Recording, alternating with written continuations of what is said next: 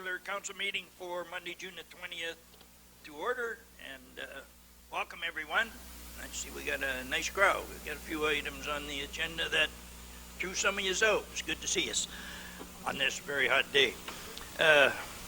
Just wonder if there's any conflicts of interest amongst us council members. No, that's fine. I just want to remind everyone, if you turn off your electronics, please. And if you do happen to get that vibrating motion, could you just, for us council members, there's a nice little room right here. You could go in, you don't have to go way out. But if you do get an emergency meeting, please head out. You won't interrupt the rest of the room, okay? Thank you very much. Now, we're looking for the adoption of the published agenda for this evening. Councillor Snively, Councillor Bjorkman, any questions? All in favor? Motion carries. Your Worship, next item on the agenda is item number 5, public presentations. We have 3 presentations tonight. The first is Lionel Sanders' presentation, our world-class triathlete, in recognition of his athletic accomplishments and generally being an ambassador for the town of Essex. Does anybody see anyone in the room that isn't overweight and aged and everything like that? There he is. He is here. Probably the only one in that kind of a condition. But anyways, welcome, Lionel. And I won't make you stand up here right now, but you're going to be coming after. I'll read what we have on you, okay? You want to stand up, let everyone see who you are? There he is. Okay, I got something made up by our staff about you, sir, and I hope you know all of this stuff. And don't quit because of what some of these numbers you're going to hear, which blows my mind. Tonight we are honored to recognize one of our fastest and most tenacious citizens, Lionel Sanders. In the world of sports and athletics, Lionel Sanders is a world-class triathlete. In case you're wondering, triathlons include 3 events in one race: swimming, biking, and running. When triathletes compete in full Ironman events, they swim 2.5 miles, then they cycle 112 miles, and then run 26.2 miles. That's the equivalent of swimming from here to Colchester, then cycling from Essex to London, and then running a full marathon from Essex to Harrow and back. Whew, getting tired already. In a full Ironman, Lionel would travel a total of 226.3 kilometers on the strength and endurance of his own body and mind. To accomplish this, he trains hard, really hard, and it continues to show in his results. From February to May of this year, Lionel had four first place wins in 4 consecutive half Ironman competition. On top of that, last November he joined a very small handful of people who ever completed the Ironman in less than 8 hours. He placed first with a time of 7 hours, 58 minutes, and 22 seconds. Amazing. As a native of Harrow and a graduate of Harrow District High School, Lionel is a role model for all of us. He reaches for excellence every single day and pushes himself to the fullest limits of endurance. In a biographical note that appears on his website, Lionel says there's no limits other than the ones we impose on ourselves. How true. Lionel, on behalf of our council of the town of Essex and all of our citizens, I'd like to congratulate you on your remarkable accomplishments and thank you for serving as an ambassador for your home community of Harrow and the whole town of Essex. Thank you very much, sir. Now if you'll come up here.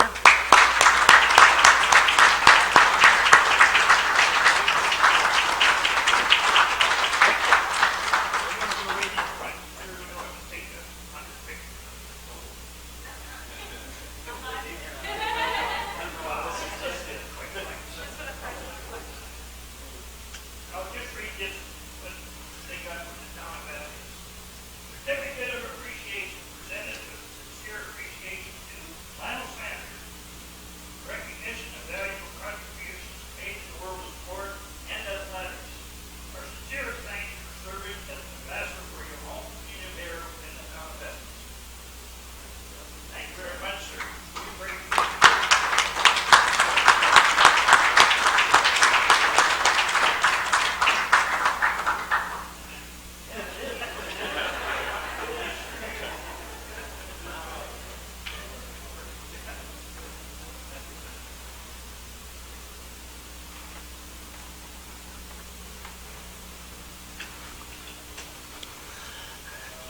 And I would just add, Lionel, keep it up because you might end up like I'm looking. I used to be skinny a long time ago, but great job and best of luck in the future. Thank you, sir. Councillor Bondi. Thank you, Mr. Mayor. I just wanted to say to Lionel that it was the citizens, the residents of Harrow that really wanted you here tonight. I had so many messages from people in our town saying, what are you going to do for Lionel? Look at what he's doing now. Look at what he's doing now. So I don't think we're done with you yet. Maybe we could have an event in honor of you, or hopefully maybe one day, Megan Augusta is on Ruthven. Maybe we can have, coming into Harrow, home of Lionel Saunders or something. I'd like to see something like that. So I don't think we're done. I'm glad you came, and thank you for being a spokesperson and an ambassador of our high school. It's unfortunate that it's closing, but really great memories there, and it's really great to show the proof is in the pudding with the quality of the graduates that we have all over the world doing amazing things that come from our town in Harrow. So thank you again for your time tonight. Councillor Votes. Thank you, Your Worship. Lionel, do you get your drive from that lady sitting to your right asking you to do housework? So you just decide to run from it all to get away? No?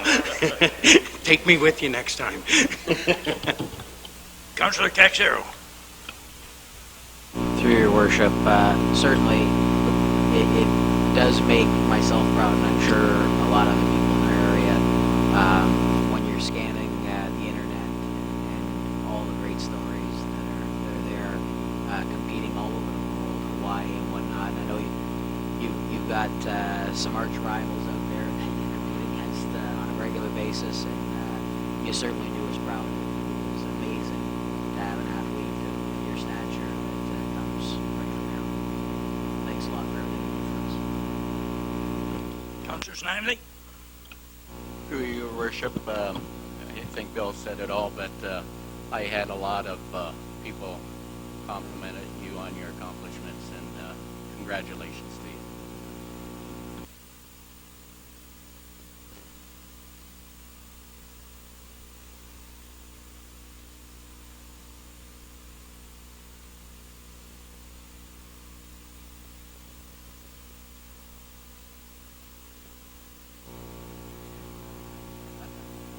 Well,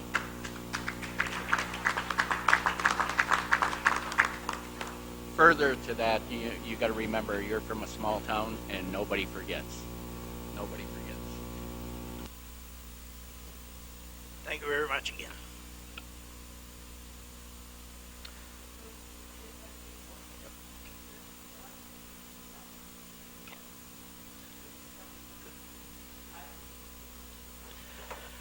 Next presentation, Your Worship, is Rick Smith, representing a group of Marsden Beach residents looking for council's support to ask the province to reinstate the Shoreline Property Assistance Act loan program to assist landowners to undertake shoreline protection improvements. Rick, if I could, you could go over here. This is little stand. Rick, if you can, on my far left. Go to the next mic. I think it works a little better in the one in the middle. Yes, sir. I think all you should have to do is push the purple button on the top. There you go. Hello. Thank you, sir. And you know you don't have a half hour. I've already talked about Right. that. Yeah, well, kind of make it short and sweet. I know, Rick. So Thank you, go Your ahead- Worship. Go ahead, Rick. And thank you, Your Worship and Council, for seeing me tonight. The reason that I'm here is we've had very severe storms and high water on Lake Erie, and what it's done is my neighbors and myself, just three of us, are facing a bill for $150,000 to repair our property. There's another three in our group, and they also will be facing the same. So if you amplify that by the amount of land that Essex has, there might be and could be a lot of people looking for some assistance. The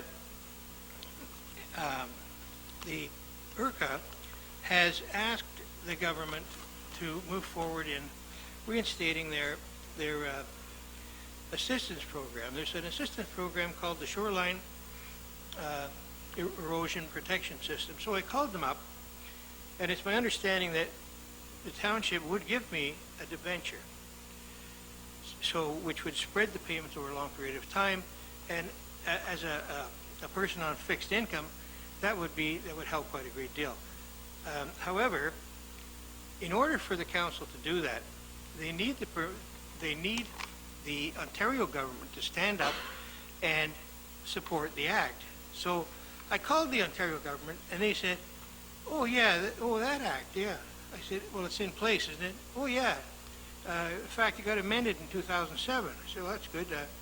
Can I apply through that?" No, we're not going to do anything for anybody on that. We don't do that anymore. So I said, well, that's kind of odd because it's an existing act. But I guess the reason was they've had several years of lower water and nobody asking for the assistance. But with the weather pattern the way it is, I think that there will be a lot more. In fact, Essex County Conservation Authority has recognized that there are a lot of people asking for assistance. And in this assistance, if debentures were made available, although it's the responsibility of the landowner to repair his own property, assistance would help a great deal with a lot of people, like in my position, that are on fixed incomes. Little history, miracle's going to happen. That in 1968, I had 30 feet of water, or 30 feet of land in front of my break wall, and you could drive trucks, cars, everything, etc.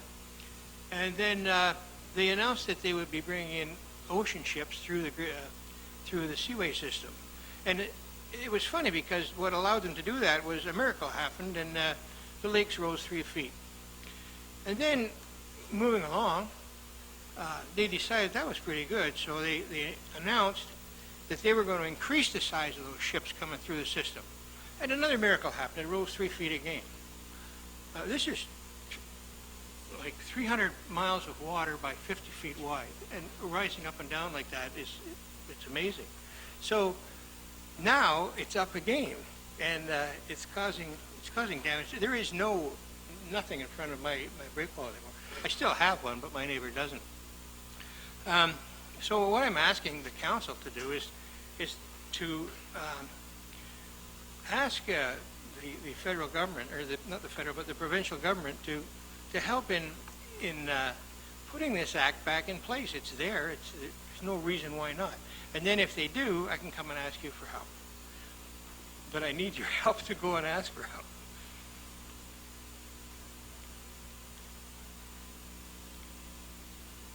Any comments from the council members? Councilor Vokes? So Rick, I want to understand you clearly. The act that you're looking to get put back in is the Shoreline Property Assistance Act and Loan Program? Is that what you're referring to? Well, the act I have here is the Shoreline Property Assistance Act. Okay, so so I read. That's why I'm asking. I want to make sure we define it as the correct one you're requesting, because I see it itemized twice here. Yeah, in two different verbiages. It's called the Shoreline Property Assistance Act, and the damage means damages caused by high water levels or the impact of ice or on a lake or river body, or damage of erosion to the shore or body of a lake. It also, the works included that it would support is the means walls, dikes, breakwaters, groins, cribs, other structures. And those are the things that the Shoreline Protection Assistance Act does, and it is in place. I kind of need someone with a big hammer to say, hey, look at this thing. Even IRCA has said that since the July media conference, there's been a significant number of requests for assistance from private property owners to allow for funds to assist with breakwall repair and maintenance. Historically, there was a loan program that was available to private property owners referred to as the Shoreline Property Assistance Act. It wasn't, nothing's been done. It's still there.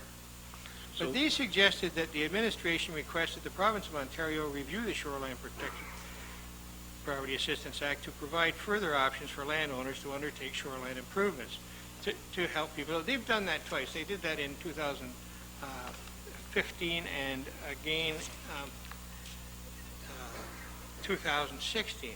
So with the things in place, I can come forward, or a landowner can come forward and ask the council for support. The government will back up anything that is required. I don't even think full monies are required. If I could get a portion or half put to a debenture and then half out of my pocket, even that's good. Just as long as there's some assistance. So, Rick, if I understand you right, then, not that I'm against it, but you're asking us to send a letter to put an act in that you're suggesting is already in place. Well, I don't know what you people have to do, but Urquhart told me that you have to be involved in, you have, like, on your highway that's going through here, you're going to the government. Mr. Mayor said that today on the radio. You're going to speak with the government to help with monies to do your. I want you to go to the government and speak to the government to I don't know what you call it because it's already there, but That's what I'm to saying. acknowledge their Shoreline Protection Act. Okay, with Okay, that, with that being, excuse me, both of yous. You're coming through the chair. with You know, it's just Oh. not you two in the room. Yes, Mr. You Mayor. come through the chair, Yes, Mr. and if I just might enlighten Councillor Bogues and maybe the rest of us, that what he's talking about is the act is still there. I said But that. the program, the loan program, has been discontinued by the government.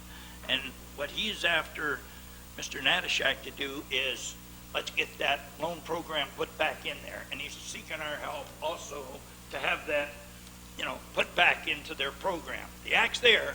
Let's get this loan assistance thing put back in. I believe that's what it is, right, Rick? That's basically Okay, it, Councillor Mr. Mayor. Bogues, you Thank you. still have the floor. Thanks. Yeah, thanks. I'm aware of what you just pointed out to me. Thank you. I was So- until about 2 minutes ago. So thanks. when the time's right, I'll put a motion for it. Hey, I have Councillor Bjorkman and Councillor Snively and Councillor Caxero. Yeah, through the chair, Mr. Smith, thanks for bringing that to our attention tonight. I've noticed, we've all noticed the water's coming up, but I was just out on this weekend as well, out to family members in Leamington that are on the lake, and the amount of armor stone they're dumping in right now as the waters are coming up and as the storms are getting bigger, they're having the same problems. So further to what he's requesting, and when Councillor Volks makes the motion, I would also ask that we send that note to our surrounding municipalities so that there's more voices speaking towards that and pushing the government to do that, because we do need help with it's all of our shoreline. Yeah. And as it starts to recede, all of us are going to be paying a cost for that. So, thank you. Thank you, sir. Councillor Snively? To you, Your Worship, being a board member for IRCA and Councillor Bjorkman is too, we do have a member here from IRCA, and I don't know for a fact, but aren't we working with the government right now for shoreline protection in these cases here? If I may, if you allow me to speak just for seconds, East from IRCA. Who are you talking about? Just someone in the crowd? If you could come down to your mic, sir. If you could just... Do we have a seconder to have it? Okay, Councillor Bondi seconds this. Any discussion? All in favor of having this member? Okay. And we'll get your name also, okay, for the record? My name is Dan Jenner. I'm a regulations technician at IRCA. I've been there about 2 years, and I know basic general information about this type of stuff, so nothing too detailed. My understanding is the act is still in place, and the funding loan program was discontinued, and as a result, there's no funding for it. So my understanding is, although we are working with the provincial government to try and reinstate this, we do need more voices from councillors and landowners to further encourage the provincial government to reinstate this funding so that they can come to town and ask for what is essentially an interest-free loan that's, my understanding, is added to the taxes and paid back over a number of years. Further to that, Your Worship, I thought we were working on that. I know the issue come up before, so it's just to reinstate that funding program. I thought we were working on that. far as I'm aware, Mr. Bernie is. That's what I working thought. on it. Yep, that's what I thought. Thank you. Thank you, sir. Councillor Caxero. Through your worship, fully support sending off a letter. I like Councillor Bjorkman's idea of also copying the surrounding municipalities to gain some support there. Later on this summer, I believe we've set up to meet with M&R at the AMO conference. This could be another topic to discuss with M&R. So certainly send the letter out initially and then follow up with them at AMO. Thank you, sir. Anything further? No. Councillor Vokes. I'll put a motion forward that the town of Essex send a letter to the province of Ontario to review the Shoreline Property Assistance Act to reinstate its loan program and/or provide further options to landowners to undertake shoreline improvements, and that we include all municipalities with shoreline concerns. And I'll send that to you, Lynn. And our local, thank you, Councillor Bondi, and our local MPP. Supported by Councillor I'll get that Bjorkman. to you, so you don't. Any questions to the motion? Deputy Mayor Malash. Just one suggestion. If we copied AMO on it, they may send it out to other municipalities and make it even wider, make the reach even That's further. a friendly addendum, so be it. Yep. Okay with you, Steve? Also, Steve? Thanks. Any further? All in favor of the motion? Motion carries. Thank you. Thank you very much, gentlemen. Good luck, Rick. Thank you, Mr. Mayor.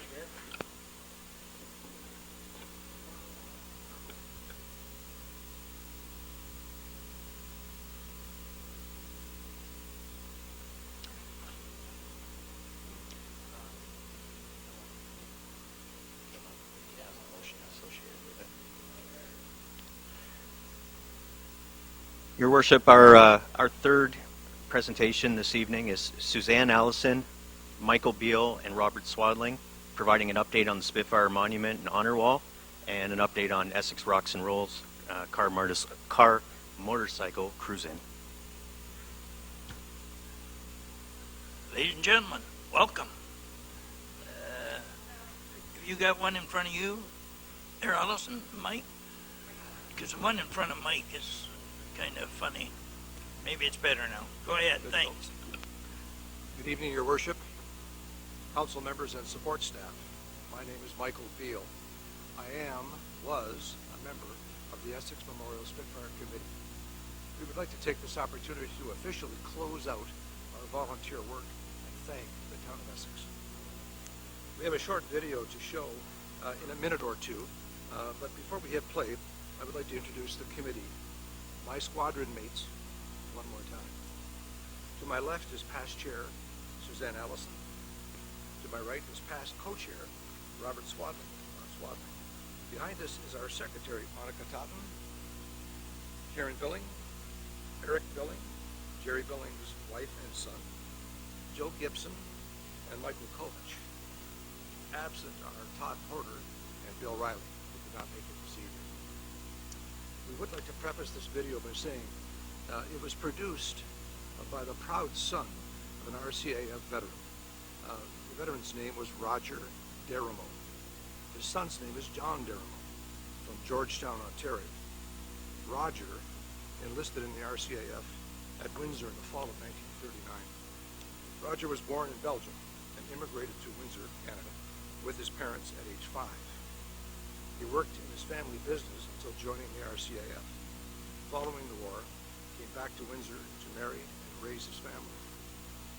John's whole family came down from Georgetown to honor his father at the initial honor wall dedication ceremony, which was held on May 24, 2015. In closing, my closing remarks, I must say I have never worked with a finer municipal council and support staff or a better group of citizen volunteers. A goodness of soul permeates this Essex Memorial Spitfire Committee. Their commitment to one another was magic to witness. With every lone tasking, every other member selflessly ensured their success. This willingness to remain subservient to one another and the work is reflected in their unwavering commitment to one another. They deflect individual accolades as inappropriate, choosing to celebrate the group. I witnessed how they ran to a waiting, welcoming world of opportunity. What began as mutual respect changed to friendship, tested under pressure, to a love for one another that will not fade. We punched through, thanking all those who gave selflessly. Years from now, we will say each other's names and smile. However, it is important our names must be forgotten.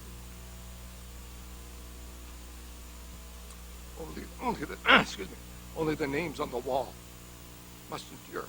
They must endure for Ardua at Aspen. I would like to introduce a much more composed individual, my friend Michael Kolach. Sir.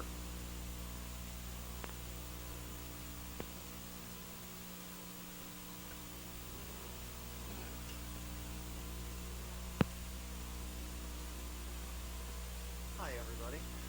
Just like to have you watch this very short video. It is 3 minutes long, maybe not even. It touches everybody's heart. We really felt that it would touch yours. And please enjoy. So I'm going to hit this button and hopefully everything goes through.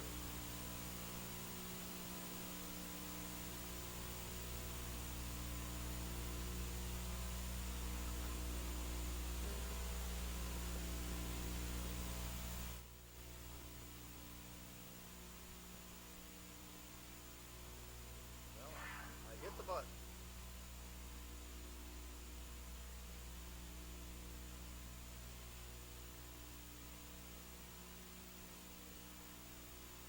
We have a backup just in case.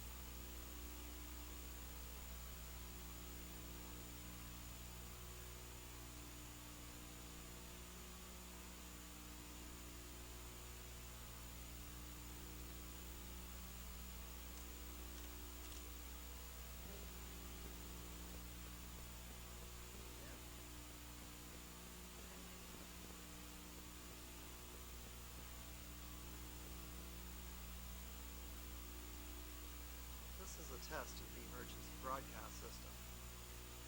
The broadcasters in your area, in cooperation with the FCC and other federal authorities, had this been a real test,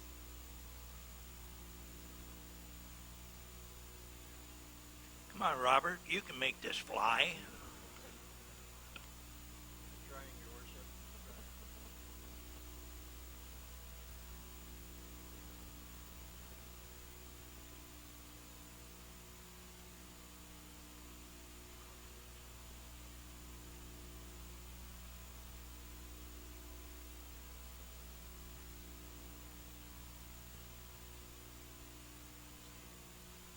Well, while this is going, or not going,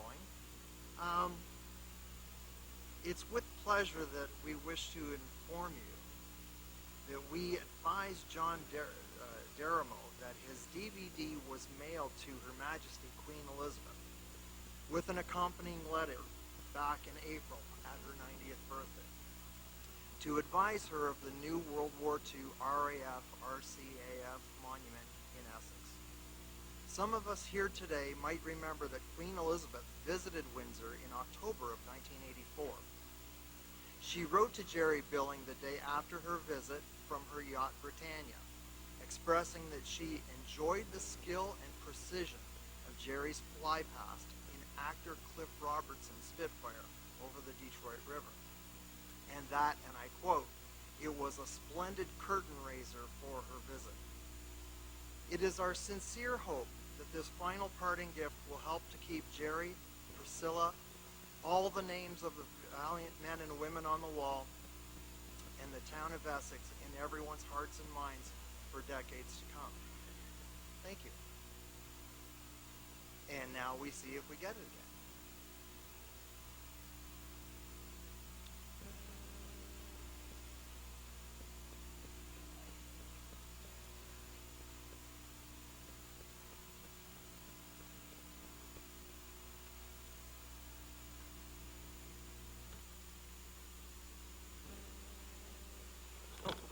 It's okay, we're going to share. Sure. Hopefully we'll get that video up because that was a huge video. So thank you very much, Michael. And all of us on this committee, let me know if it comes on. All of us on this committee feel our heartstrings getting pulled when we see that video. And I hope you get to see it. It's just one example of hundreds of stories we have heard and that are posted on our Essex Memorial Spitfire Facebook page. We intend on keeping our Facebook and Twitter page active for as long as there's families out there that want to share stories of their loved ones with us. I also wish to say thank you to Mayor McDermott, Steve Bjorkman, for both of you for participating in our ceremonies, to all of Essex Town Council for agreeing to work with us and to donate the land to us for the monument, and for making your own donations to the cause.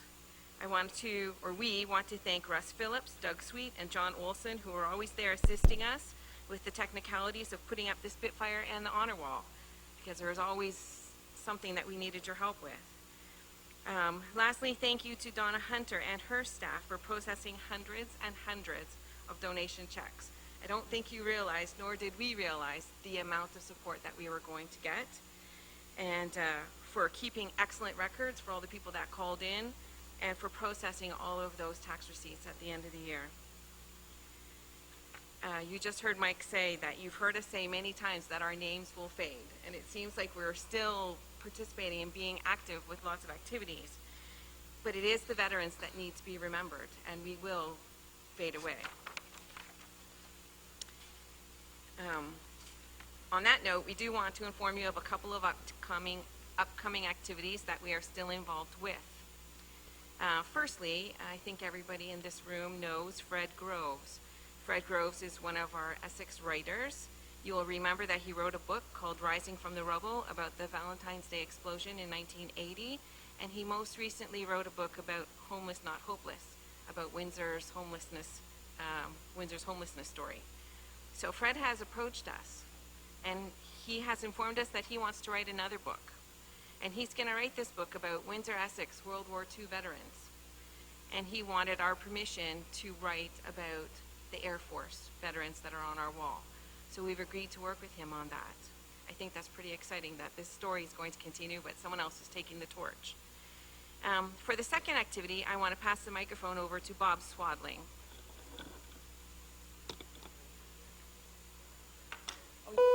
Excuse me.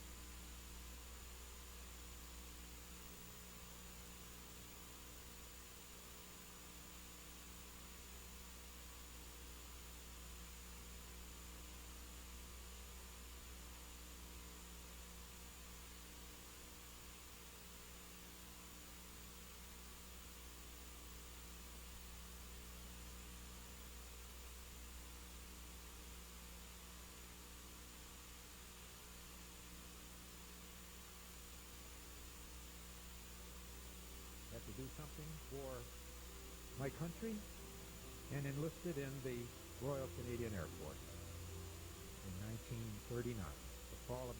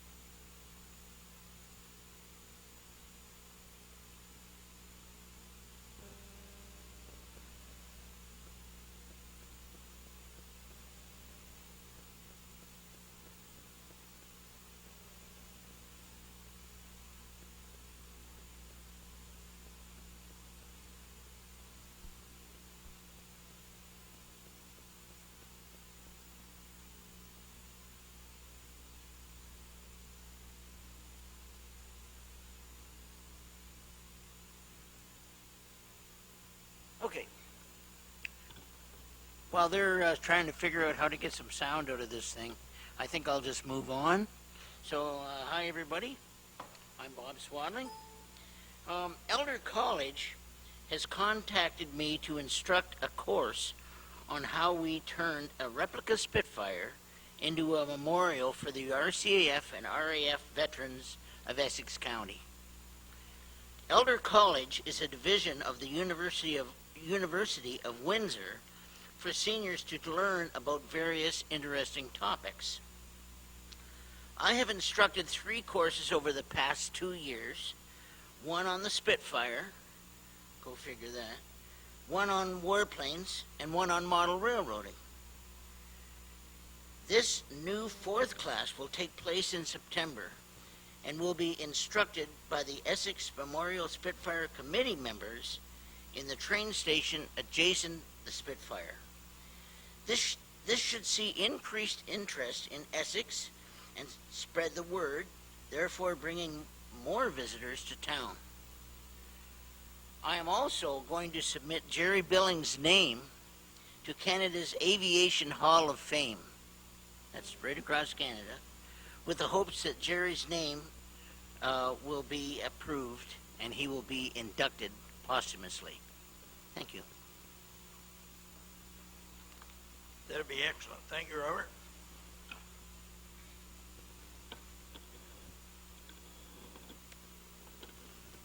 Finally, in closing, we also want to thank Randy Vokes for being our liaison. It was at our committee's first presentation here at Council, April 7th, 2014, that you offered to visit, Randy, you offered to visit Jerry Billing at Malden Center. Where are you? There you are. To let him know that the town was approving us to put the Spitfire up. Following with that meeting with Jerry, you came to our committee meeting and said you were going to help us with whatever we needed through the town as our liaison. None of us ever imagined what was going to happen dreaded day in August. You and Shelley gained 10 new members through us to your family the day that you lost Priscilla. We look forward to working with you again at your next Essex Rocks and Roll car motorcycle cruise-in or whatever you need us for. We do have one request from Town Council, though, that you can discuss at another meeting. But you may have also received many calls from families who still have not made it on the wall. I know I got 2 more calls last week from 2 more families. I would guess that we have 30 or so names again saved up that have approached us and said, what are you going to do? Is the town going to do something? And we've kind of just deflected and said, we can't add to the wall because the wall is full. So we thought that maybe we could ask the town to discuss and approve maybe a sidewalk of bricks. So much like the heritage bricks that you have in Heritage Park, I called Hallmark Memorial and I asked if we were to get, and it's not for you to get or for us to get, but if each family went to Hallmark, paid for their own brick, would you be in agreement as a council to build a sidewalk around the cement platform of the Spitfire? So it would start at the wall, go around the Spitfire, and come back. That's just a suggestion, but each brick will be paid for by the family who's ordering it, and then installed by Hallmark or the town, however you want to proceed. To the whole Spitfire committee, I do not think that there are any words left to say other than what Mike has already said. I think it's evident how we feel about each other. Many of us didn't know each other very well or at all when we met. It's been an honor and a privilege to work with all of you, and I thank you so very much. Our goal from day one at Karen Billings' kitchen table, that first meeting that we had, was to make sure that we would not let Windsor Essex forget about Jerry and his Air Force comrades. I think we did good. I think we put Essex on the map, and I think Jerry's pleased. So check 6, Ad Astra, everyone. Thank you.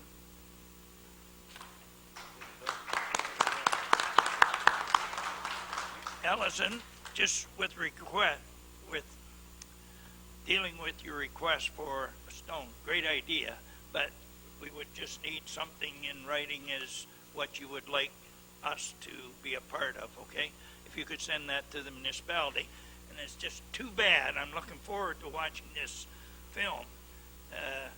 I will turn over to Ms. Hunter, our acting CEO and Director of Corporate Services, for a comment for you. Through your worship, if possible, if you could send us a link to that, then I will make sure that it goes out to all of council. Okay.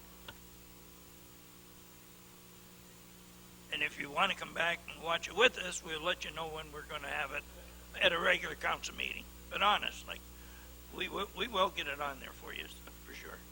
Any comments from council members? Councilor Bjorkman? Thank you. Through the chair, to the committee, again, we've all said it many times, but thank you so much for the hard work and the hours and time and phone calls and coffees and late nights and everything it took to be that involved.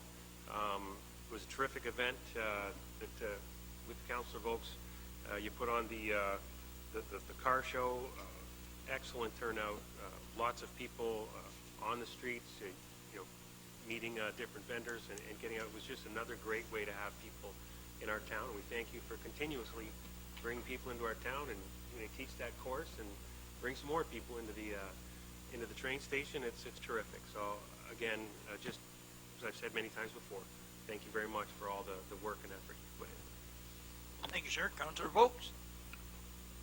I got to tell you, you're the Essex Memorial Spitfire Committee right to your ending moment. That's why I've grown to love you all like you're an extended family to me. I don't think that's no secret in this room. But there you are in your humble ways, not asking for any gratitude, not really over expanding on the work you've done for this community. And I think it needs to be known, the work you've done for this community. You put us on the map. You didn't put us on the map in the southwestern region of Ontario. You put us on the map around the world. When I look at some of the members of this committee, when I look at when we had the Priscilla T-shirts, recognizing the work and the acknowledgement of Jerry Billings and when he served in the war, those T-shirts went around the world. They were shipped to Europe.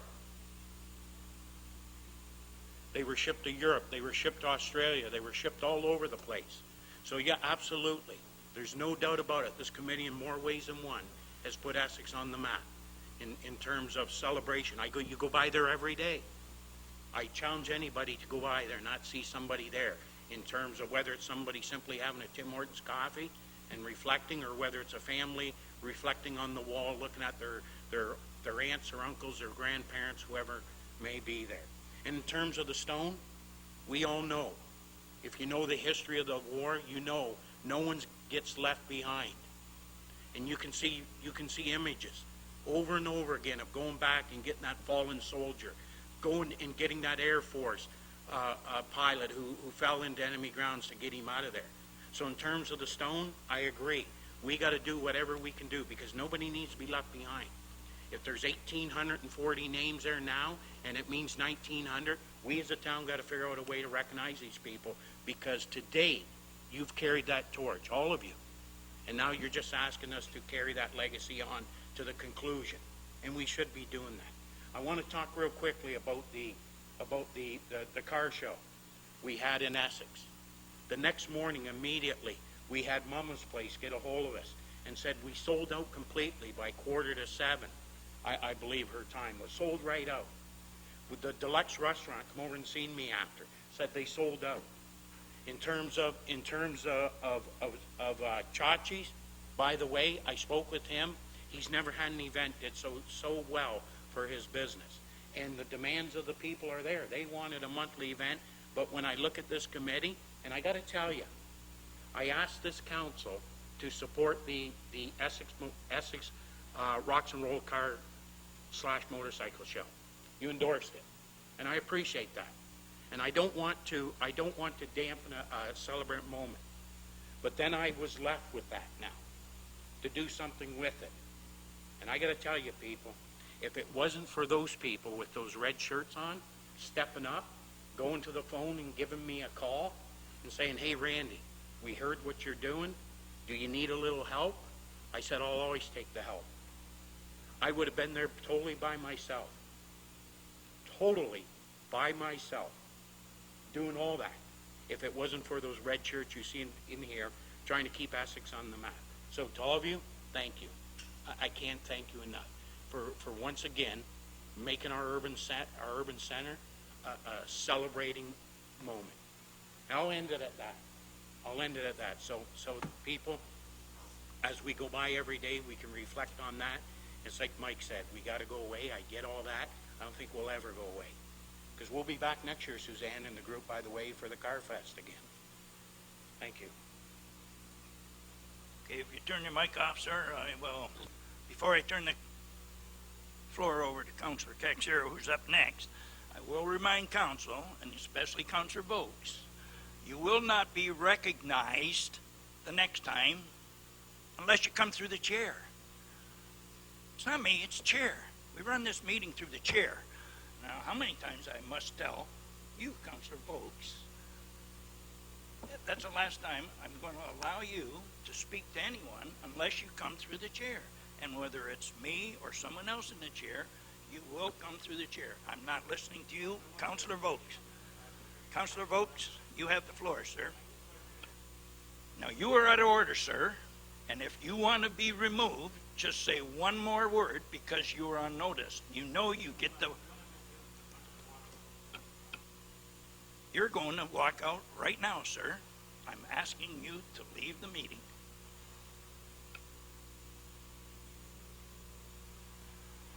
I just explained it to you. Don't you listen when I speak? Councillor Caxero, you have the floor, sir.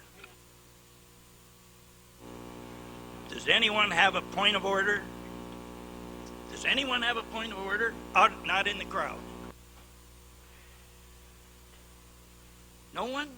No one has a point of order. Deputy Mayor Malash.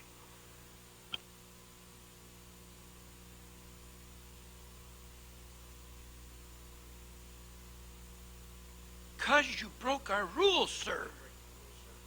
I had the floor. No, you gave the floor up, sir. Why am I arguing with you? Councillor Caxero, you have the floor, sir. Through you, I was just going to ask the committee. Yes, we'll ask or forward. We'll forward the question to them.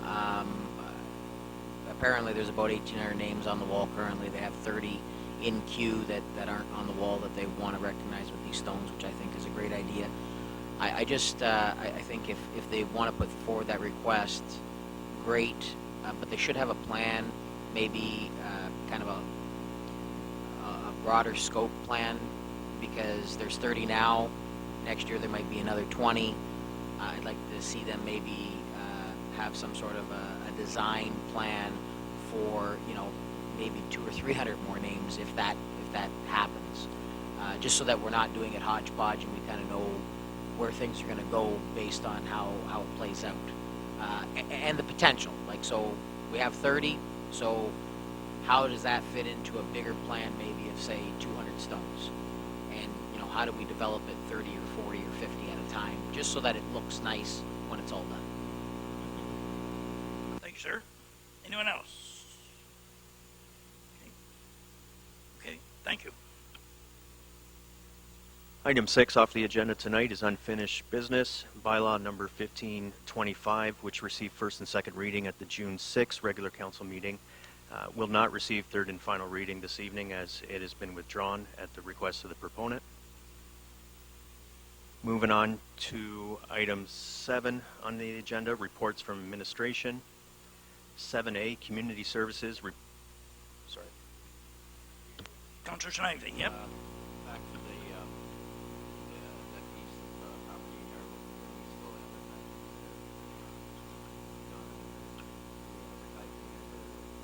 I know the deal fell apart.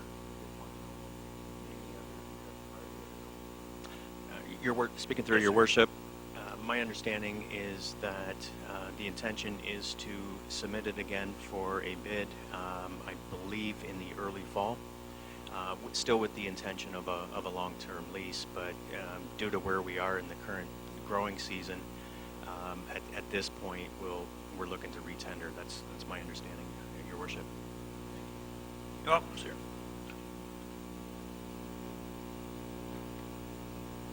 Item 7 off the agenda, reports from administration. Community Services, report number 2016-016.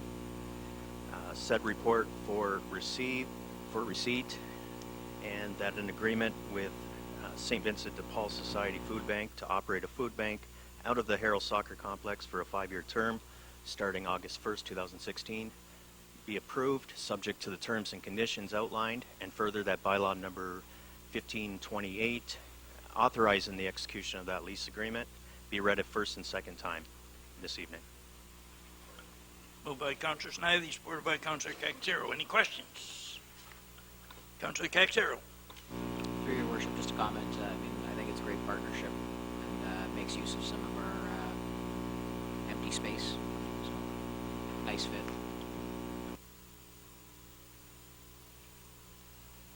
All in favor of the motion? Motion carries. Item 7B, Planning Department, report number 2016-21, Harold Business Park Development Agreement.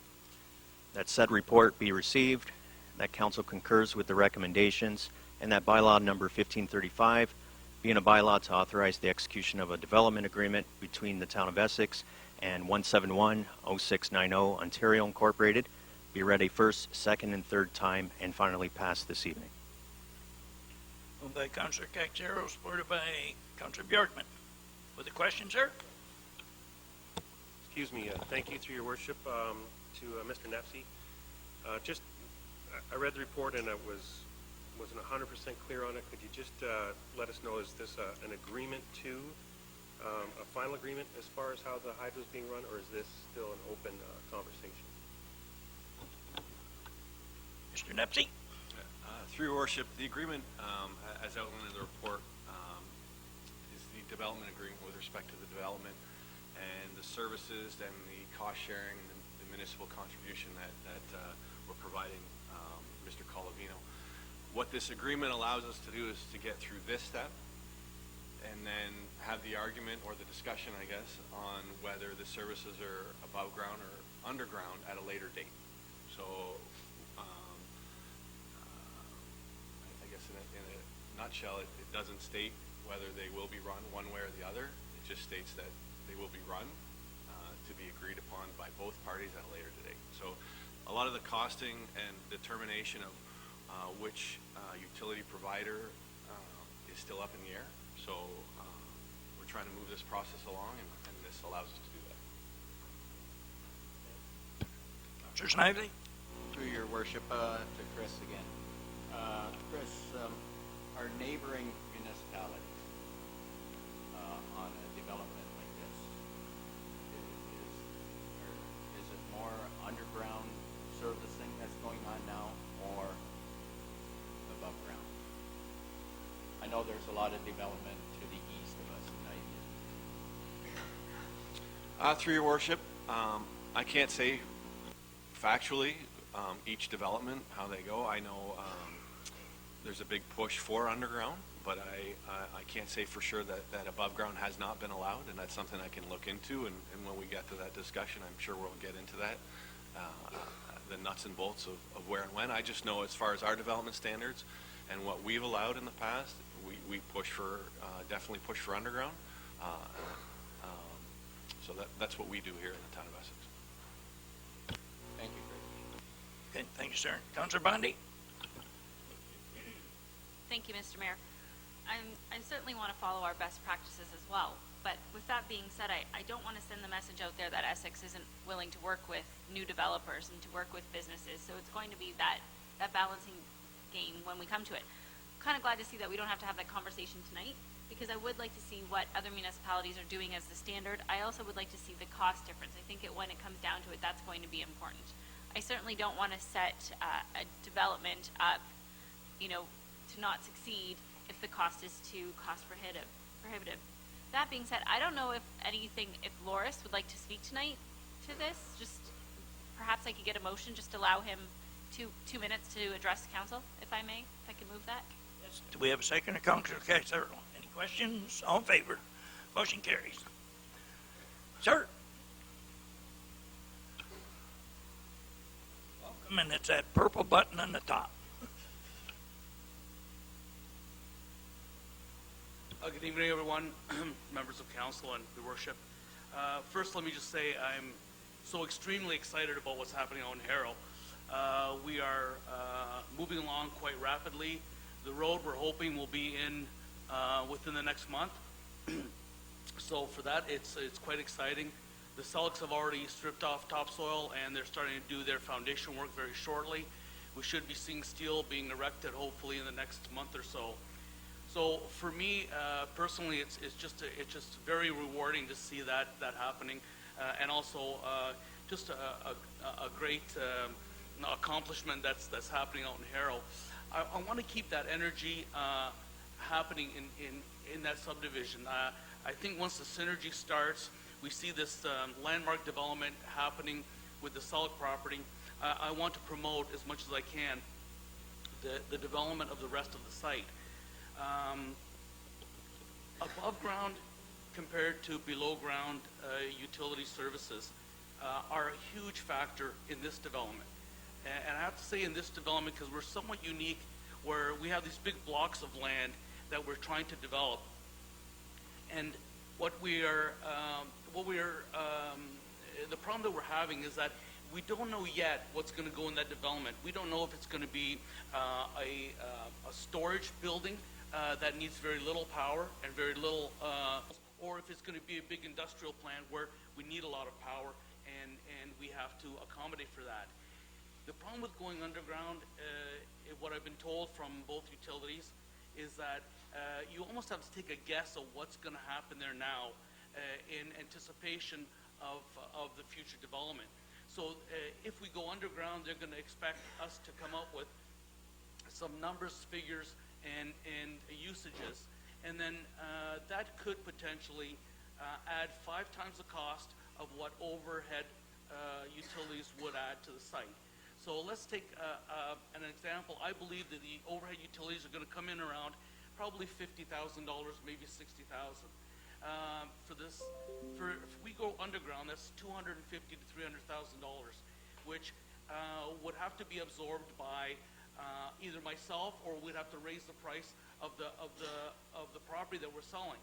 I don't want to raise the price. I think we are very economically priced. I believe I have my real estate agent here in the room. We are the most economically priced subdivision industrial property in all of Essex County, and it's no use to have a great subdivision with all the bells and whistles and nobody's there to use it.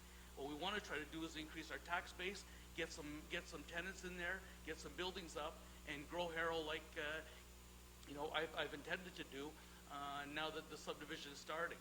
So it's confusing right now because some of the utility providers are thinking that we're going underground because of rumors they've heard or the bylaws that are within the town, and others heard no, it's going to go overground. So to try to finalize the power requirements, to try to finalize the lighting within the subdivision, we would like to know sooner than later if we can go above ground. Above ground, even the utility providers have told us that it is much more economical, and because you don't know what the future holds for that subdivision, it's a much easier conclusion to go with overground so that lines can be added to the overground structures rather than duct banks, substations, switching stations that are undersized or oversized. So for that reason, I'd like to see that resolved as obviously as quickly as possible. And those are just my thoughts on what's happening out there now. You made the motion, Bill. We have a motion on the floor. Right. So you want to save your comments to the end? Just in case someone else has comments to make. Anyone else? We want to add Councillor Caxero, Steve, and Sherry so far. Councillors. Deputy Mayor Malash. Thank you, through your worship. I'm going to direct the question to Mr. Nepsey, Director of Infrastructure and Development. Is this something that has to, does the electrical work have to be input right now, and can we maybe make a stipulation, I heard the difference between maybe a storage facility and an industrial site that's a big plant. Can those lines be laid at a later time to accommodate the bylaw? Or why is it important? Are we laying the electricity down now in advance of any tenant coming in, or land lease or purchase, or et cetera? Mr. Nepsey? Through your worship, I guess what I can offer is we're working with ELK right now. I've set up a meeting for later this week to try and determine, I guess it's not our area of expertise, so determine from them the hows and the pros and the cons. And we've been in discussions with Mr. Colavino as well, working through this. So in the next couple weeks, we're hoping to develop or I guess get to a point where we can have better information to provide to council and make that decision for Mr. Colavino. So hopefully for the next council meeting, we'll have a report back to council that'll outline more of the costs and the pros and the cons of each, and get some input from people that I guess know more about it than I do as far as that authority. Further, sir? Thank you. And in that report too, just maybe a glance, give us a glance as far as what other communities are doing, like Lake Shores has some developments in LaSalle as well. Thank you. Through your worship, I already sent that email out to ask for those, to get that information, to see, are they allowing this? Why are they allowing it? Why are they not allowing it? And that way you'll have that whole picture, and council can make that decision with all that information. Okay, thank you. Anything further?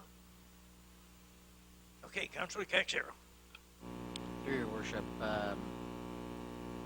absolutely thanks a lot, Loris, for investing in the Harrow area. Be quick at the industrial part of it. We've got a couple hundred acres lined up for residential development, so you could certainly help us out with that, I'm sure. To the point of underground versus overhead, and I had a brief conversation with Mike at ELK last week. I believe there is a method potentially, and Mr. Nepsey will probably find out in conversation with him. To the best of how he explained it and I understood it, the lines can be laid and the wire pulled. The transformation doesn't necessarily have to go in immediately. It can go in as the different parcels are developed.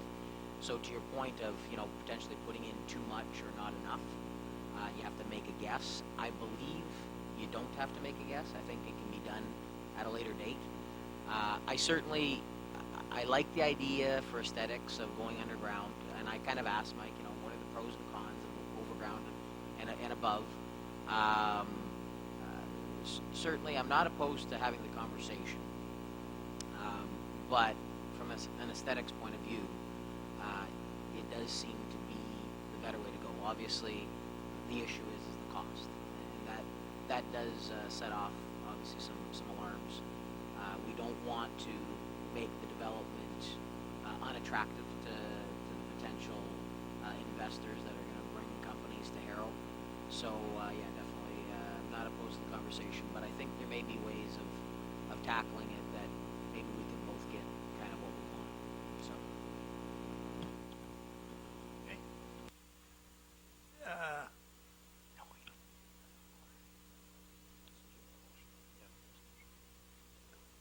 I'll let you respond after we vote on the motion, sir. Already? All in favor of the motion? Motion carries. Mr. Calvino. Yes, I just want to first, again, thank Chris and his team for working with me on this project. It's been very, very rewarding to see that we're all working in the same direction and that this has happened so quickly. One of the problems that we have out on site over there is there's a struggle right now between ELK and Ontario Hydro, and we're not sure who's going to end up doing the work. Okay, so I'm getting two different stories. ELK is saying, like Bill, you've indicated, they're saying, hey, we can probably help you out. We can start with these services. You might not have to put that much in the beginning. Then we'll see how things go, and depending on who comes in, we'll have to decide at that time what else needs to be done. Ontario Hydro is a totally different story. They're saying, no, here's the rules. This is what you have to do. And if they end up with the work, it could be quite expensive venture out there. And again, when that infrastructure work is in the range of $800,000, to add another $250,000 of cost to it doesn't make a whole lot of sense. If that's the way it goes, it can be very detrimental to people that want to buy the property, and I don't want to. I think we set a very good, fair price there. I think we can move the property, we can get development in there. We can build our residential if we have industrial here to build it with. Okay, thank you, sir.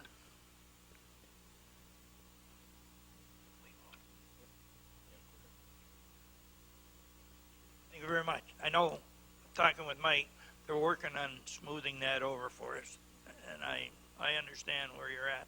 Okay, thank you. Good luck.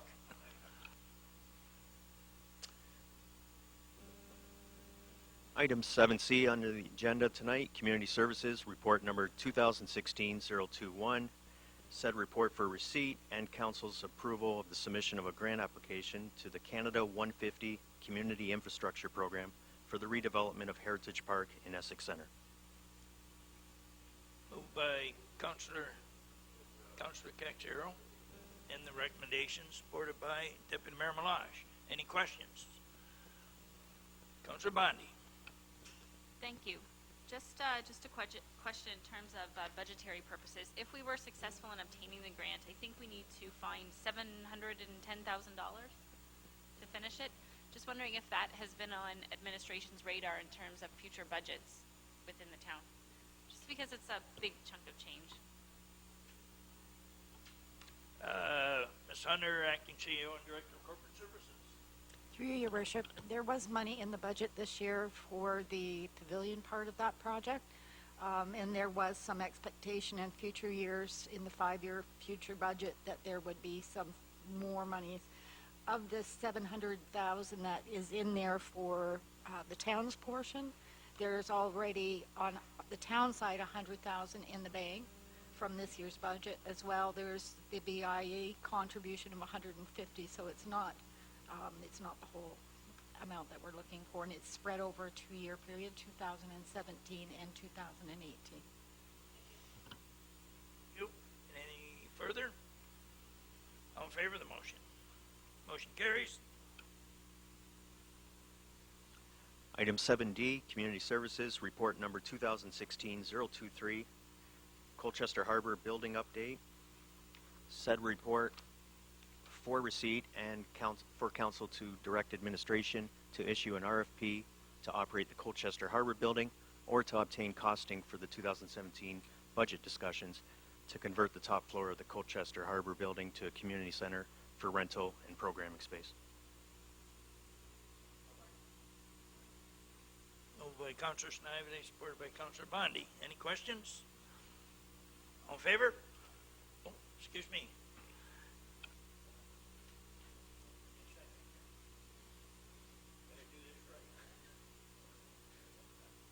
This is Mr. Sweet, Director of Community Services. Thank you, through your worship. In the recommendations, there actually is an or. And the intent of this report is, in the past, council has issued 2 RFPs to see if they had interest to run the building. Could be as a restaurant, something else. We had 0 replies. We're now getting a few other people inquire, and we've taken them through. So I want to know, does council still want us to go down that path? Or previous budget discussions was we would convert it ourselves to say community space and rent it out. So I'm just trying to get direction because we're looking at both options right now. Councillor Snively? Through your worship, if we're getting people going through that showing an interest in it, and we don't have to put money into it, I think we're farther off to go that route.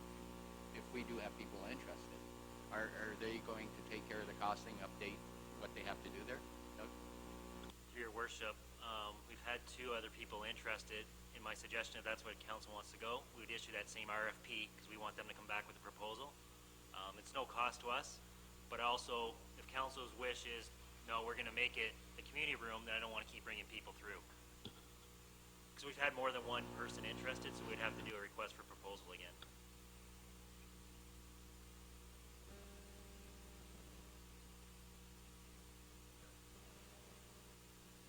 Councillor Snively? Through your worship, I'll withdraw my motion.